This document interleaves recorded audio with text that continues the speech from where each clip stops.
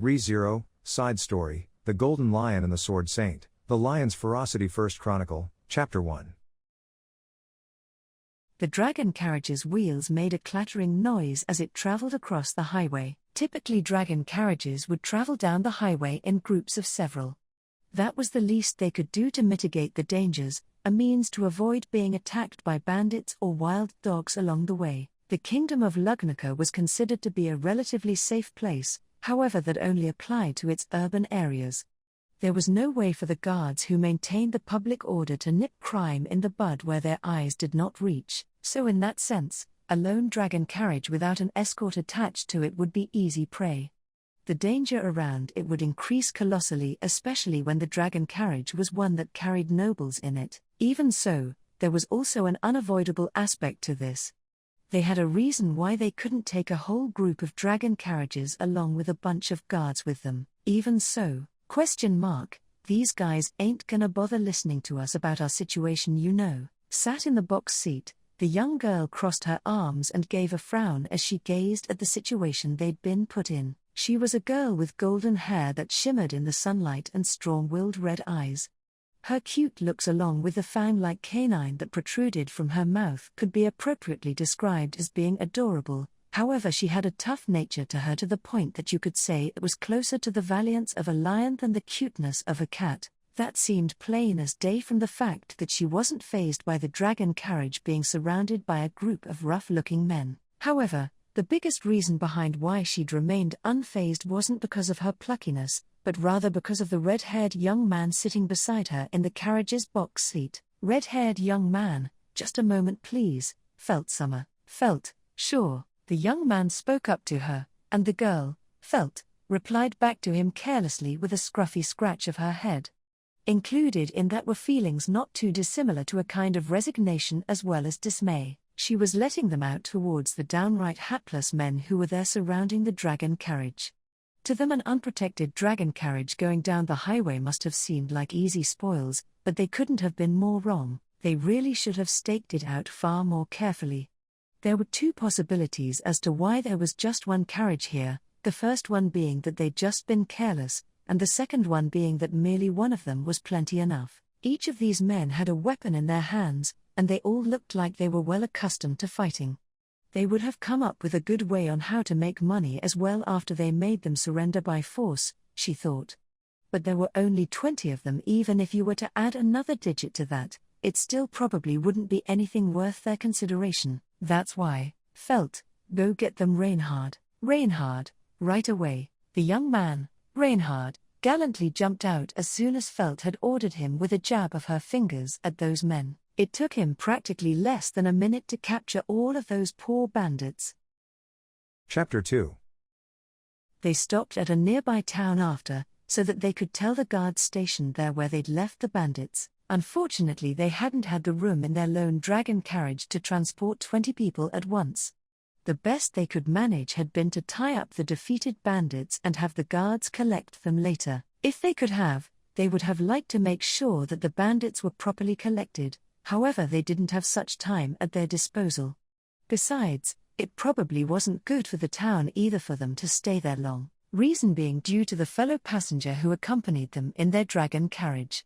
Leaned against the dragon carriage as Reinhard talked to the guards.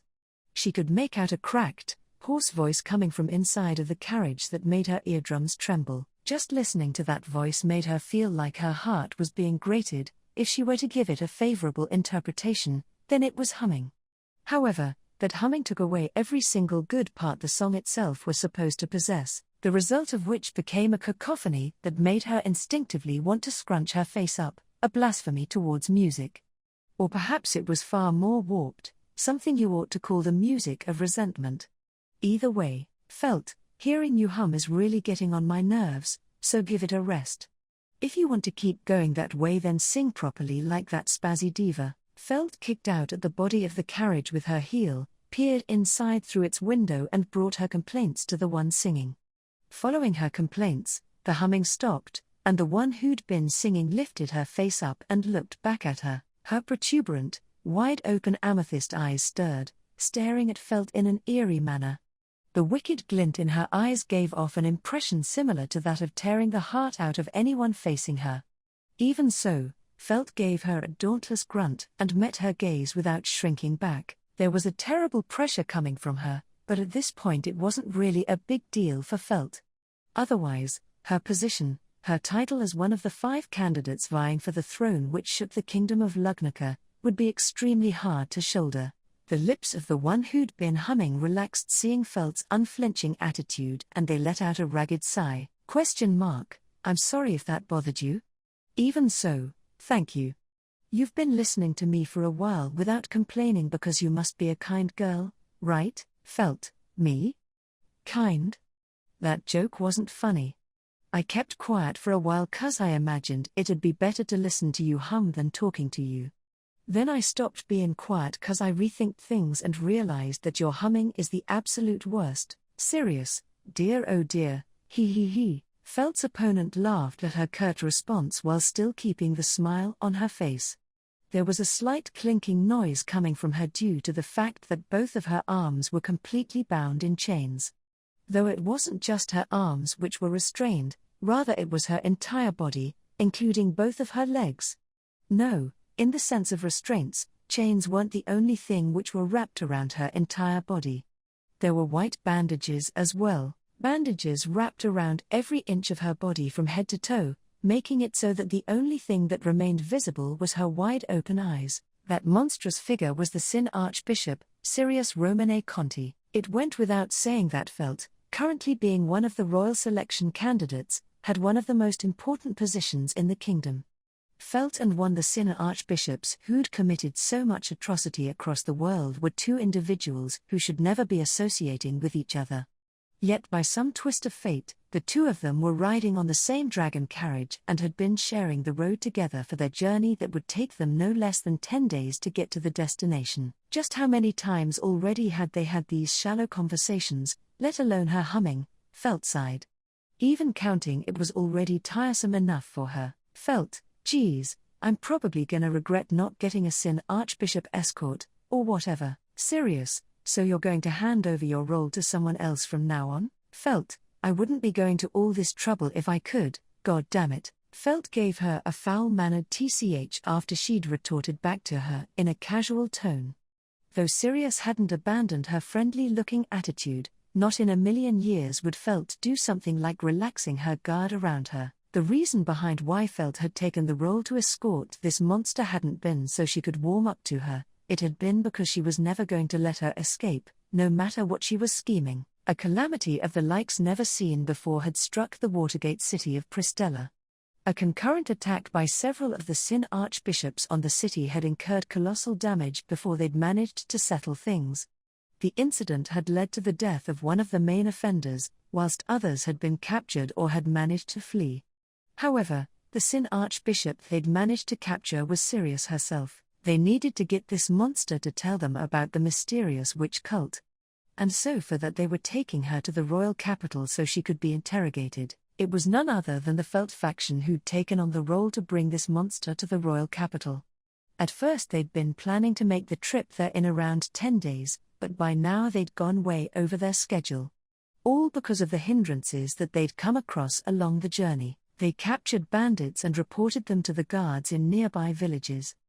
This was already the 6th time that they'd come across impediments like these, an unusual amount, no matter how you sliced it. Sirius, it's always like this. Felt, what? Sirius, it feels like my presence attracts misfortune, or well, it feels like I have a disposition for calling disaster to me.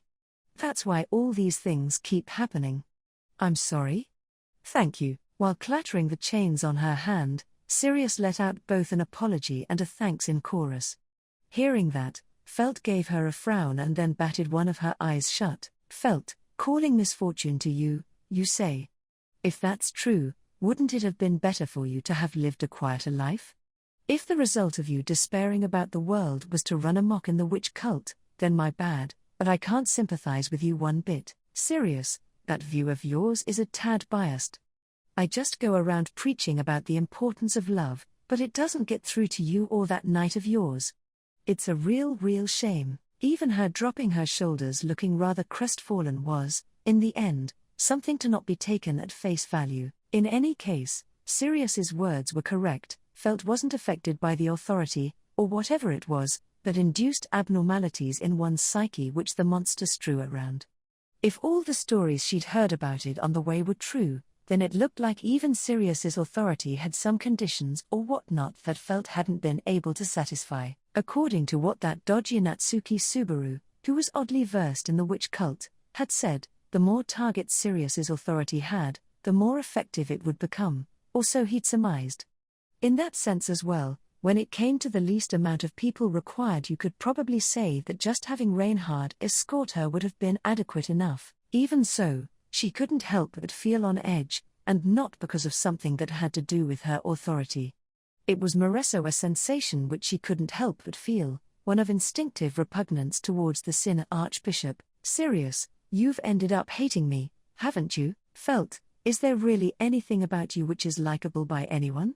For all your blathering on about love this and love that, talking with you always keeps pissing me off. Sirius. Sirius sunk into silence in response to Felt's pointed reply. The monster was the sort who never ceased throwing in needless retorts, no matter what was said, thus Felt became suspicious about her auspicious reaction. Felt didn't really think she'd hurt her feelings, not that she would have cared about that. However, she did feel some fear in not knowing what she was scheming when she sunk into silence so ungracefully. So, as she stared off into the distance where Reinhard was still busy talking to the guards, she spoke up. Felt, what is it then? Are you saying that your misfortune was behind all of those bandits attacking us, as well as us happening to come across those migrating witch beasts, and the river's pier collapsing too? Sirius, who knows? But there's a side of me that thinks like that, you know? After all, in spite of how things look, I've lived far, far, far longer than you. She repeated the word 3 times, causing a look of suspicion to appear on Felt's face. She couldn't properly hazard a guess at the monster's age due to her bandaged appearance. That being said, judging from her tone of voice and her body shape, her longevity seemed pretty likely to be a bluff. But then again, within the demi-human tribes, there were a bunch of them who did live for long. It wasn't like she could have wholly denied Sirius's claim from the start either. Sirius, it was harder to live back then compared to now, way tougher. My hometown was destroyed by a witch hunt. Back then, I was still really young. Felt, a witch hunt? Never heard of such a dangerous thing. Sirius, indeed, I supposed you wouldn't have. You're still quite young after all. Felt had never so much as heard of anything as reckless and over the top as hunting witches. But, having received Felt's answer with an air of composure about her, Sirius had shown her that she understood. Sirius, ever since then, misfortune has followed me around no matter where I flee to. So that's why I thought that misfortune is following in my wake. It appears like it tangles everyone up in it but me. Sirius spun those words in her gloomy voice while moving her chains about. Her rattling the chains, which had now tightened firmly around her, should have made her arm bones creak and brought her pain. Her doing that to herself looked almost like she was punishing herself, yet at the same time, Felt could only feel like she was full of herself. That's why, Felt, as if I've heard anything so absurd. Sirius, Felt, it's like you believe that the whole world is revolving around you, don't you think? First things first, if that's the reason why you said that. Felt trailed her words off there and lifted her gaze up slightly. Her eyes squinted in the sunlight that was streaming from the clouds, and she let out a quiet sigh. Sorry, but when it came to Sirius giving her oh-so-esteemed opinion that misfortune gathered around, with her smack bang in the middle of it, such an idea was completely absurd. Felt, I know someone as well, just like you, who is seen in a bad light from the people around them, you know? But that girl didn't take it as an excuse to act rotten. The complete opposite, in fact. She's got an easygoing attitude over her condition where she just tries to give it her best. Sirius, in a bad light. From the people around her. Felt, of course, I reckon it's also because she's blessed by the people around her, yeah? She's probably had a bunch of bad experiences, but at the same time, she's also got people with her who treat her well. That too must be why she came up decent. What had come to Felt's mind had been that silver-haired, amethyst-eyed, half-elf girl, It was pretty easy to imagine that she would have kept meeting unreasonable experiences due to her features resembling the Witch of Envy. Felt too had once been just as wary of her, however she didn't make excuses for the unfavorable situations she found herself in through no fault of her own. There must have been times where she would have felt frustrated and bitter. And yet, Felt, there's these people who turn out decent, so what you're saying is just you being spoiled. I ain't ever gonna feel any sympathy for you. You're just a crazy asshole. Felt dismissed this monster with her words while still looking away from the inside of the dragon carriage. She was honestly so glad that she'd spoken exactly what she wanted to. Sirius's, or rather, these witch cultists' justifications really boiled her blood whenever she just heard them. Felt didn't like people who resigned themselves to weakness, not to even mention weak people themselves. The Sin Archbishop's, rather, Sirius's insistence had been meshing as well as oil on water with Felt's likes and dislikes. Sirius didn't utter any words for a bit after hearing what Felt had told her. Although Felt could say that she'd rather have her be silent than keeping up her eerie humming or her pointless chatter, the way she'd gone quiet, as if her words had really hit home, had won over her unease. Felt, hey, say something. Don't tell me I hurt your feelings and you're gonna start crying. Sirius, no, I'm not going to do that. I was just thinking. Felt, thinking? About what? Sirius, about how odious that slut is. Felt's body stiffened as soon as she heard her tone of voice, which seemed chock-full with hatred. Where on earth had the superficially calm and friendly attitude she'd had up till now gone? Sirius's feelings would cool down in a flash while at the same time boiling up. Felt, HK, sensing this, Felt moved her back away from the dragon carriage and gulped. Sorry to keep you waiting. Felt Summer, having come back from talking to the guards, Reinhard had called out to Felt. She looked back at him, seeing his familiar face when she looked up. She felt a touch of relief and then her face grew sullen. Reinhard, Felt Summer? Is something the matter? Felt, nothing, was just angry at myself for seeing your face and being so relieved by it. Reinhard cocked his head in confusion as if he didn't understand what she meant, but Felt didn't bother with any further explanation. Felt, no need to worry. If things are settled here, then we ought to head off. How much is left till we get to the royal capital? Reinhard, I think it will take 5 days, even at Romy's pace. I apologize for the inconvenience it's becoming for you. Felt Summer. Felt, yeah, it's fine, whatever. I'm just gonna sit by your side for a bit, all right? A look of wonder appeared over Reinhard's face at Felt's words, but she glared at the dragon carriage without giving him any further reply again. Through an imperceptible wall was the dragon carriage that contained the Sin Archbishop, who wouldn't let them perceive their true nature. The road to the royal capital was still long, and there was probably going to be more trouble, Felt thought with a sigh.